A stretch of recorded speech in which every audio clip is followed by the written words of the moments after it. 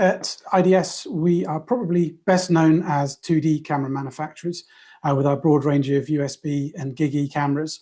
But we also have a lot of experience with 3D applications and have been offering 3D cameras for over 15 years based on active stereo imaging. We've had very good success in many application areas, but we often received feedback that the 3D resolution was perhaps higher than the application specification required, or just the active stereo was sometimes too costly for particular applications. So we're very excited now to be offering our new time-of-flight camera, the Nion, which gives us the opportunity to offer our customers a more cost-effective 3D solution. But as hinted by Heiko, the Nion goes beyond the currently available technology and offers a number of key advantages. So in this session, I would like to highlight these advantages and explain how this will help with many different applications. So we're working with OnSemi with their Hyperlux AF0130 sensor, which is a compact backside illuminated sensor offering the excellent light sensitivity and lower costs that we expect from modern sensors. And at 1.2 megapixels, we are offering the highest resolution industrial time-of-flight camera available on the market. And at the same time as the headline specifications advance, the system logic is also shifting. Unlike other time-of-flight sensors, the OnSemi sensor calculates the depth data, intensity values, and a confidence map directly on the chip. So what does that mean? Well, the higher resolution means effectively 4 times more points in the resulting point cloud. This is compared to previous generation sensors that would be VGA. This increased point cloud density improves the XY accuracy in the image, which in turn positively affects the minimum feature size that can be detected, and therefore providing improved results for part matching applications such as bin picking, and more accurate volume measurements for logistics applications like parcel cage loading and automated luggage sorting. To give you some idea of the achievable resolution, at least some visual idea, the resolution chart here was imaged with a Nion at a working distance of around 570 millimeters. And you can see the excellent XY resolution that we can achieve even at 1.5 and 1 millimeter gaps in the chart.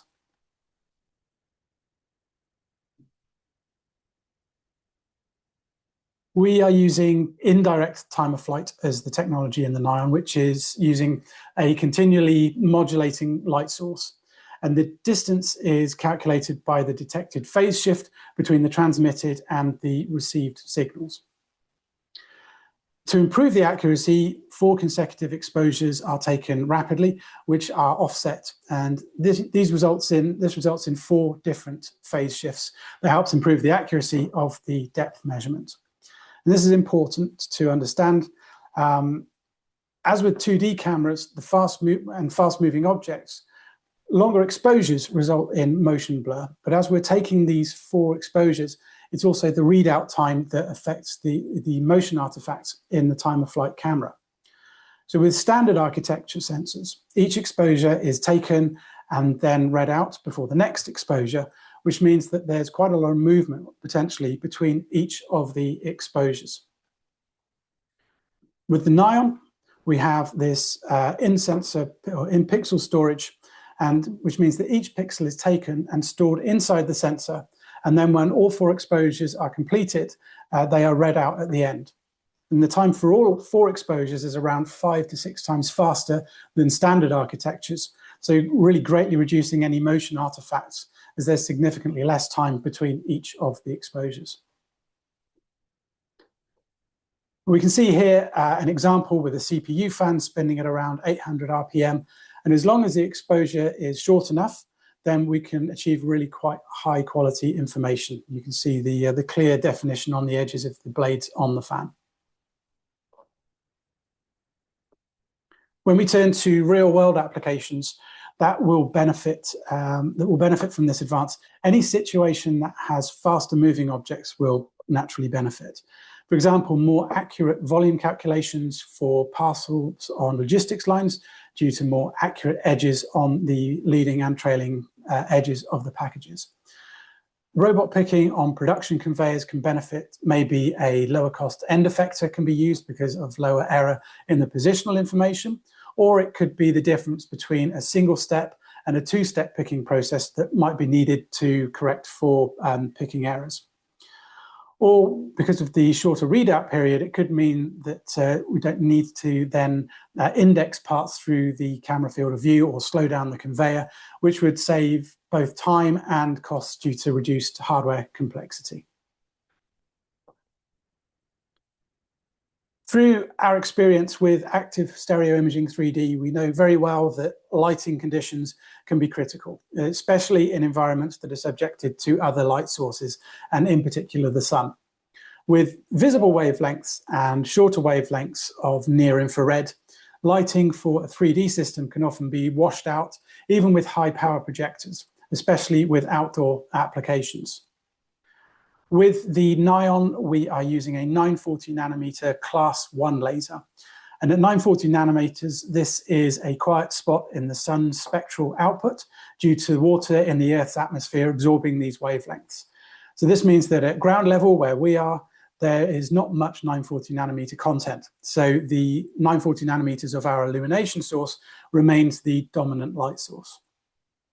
So for applications that are outdoors or heavily influenced by the sun, it is possible to achieve high quality 3D data still.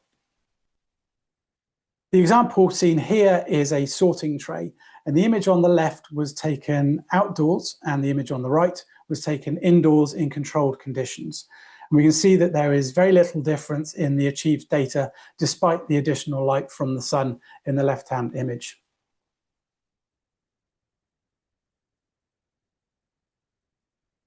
And in addition to the performance in variable lighting, this is also quite a high contrast scene. We can see we have black components, we have an almost black tray and white components as well. And we're still being able to achieve with a single exposure time, really high quality 3D data.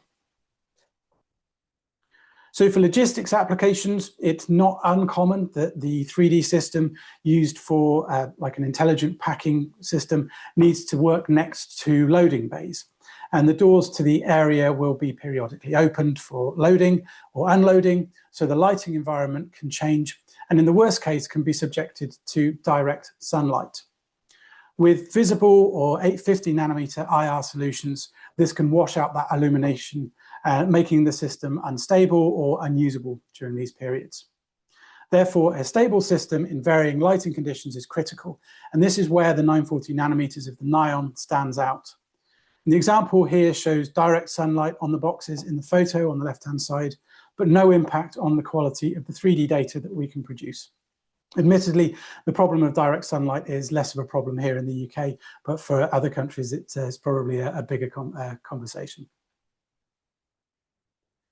In agriculture, it is possible to use the Nion for in-field sorting applications. And because conveyor or gravity-driven transportation produces faster moving materials, the in-sensor storage and readout and 30 frames per second frame rate supports accurate volume measurements and high throughput. And we can see here a video of potatoes falling down a chute through the field of view of the camera, and we're still able to capture good quality data for volume measurement. Staying with food applications, tote fill levels can be accurately measured, and there's even the possibility that the 940 nanometer illumination and higher resolution could be used to detect defects that are not visible to the human eye using the intensity image from the camera. And the intensity information and 3D information can be used to detect other defects and damaged products, as we see here with the egg box, or highlight larger contaminants, as we see on the right-hand side, where we can see a stone amongst some almonds. And because the almonds are reflecting the IR light and the stone is absorbing it. Or we can use it to monitor things like plant growth in polytunnels and vertical farming applications. But because the OnSemi sensor in the Nion has such excellent response at 940 nanometers, there's no compromise in the performance, providing exceptional results regardless as to whether the lighting environment is controlled or it is uncontrolled. And therefore, we only need one camera for all applications. Staying with the illumination, I mentioned previously that the Nion uses a class 1 940 nanometer laser. Class 1 means that it is eye safe, which is of particular importance for applications that are focused on scanning humans, as we don't see these wavelengths. In the medical world, 3D scanning is often used to align targeted treatments to the body and dynamically track movements. With the high frame rates, the 3D data with minimal motion artifacts and invisible illumination, the Nion really offers an ideal solution for these kinds of applications. And the high frame rate and high resolution is also ideal for motion analysis, to monitor patients for rehabilitation purposes, or if you just want to track some crazy guy walking around his garden.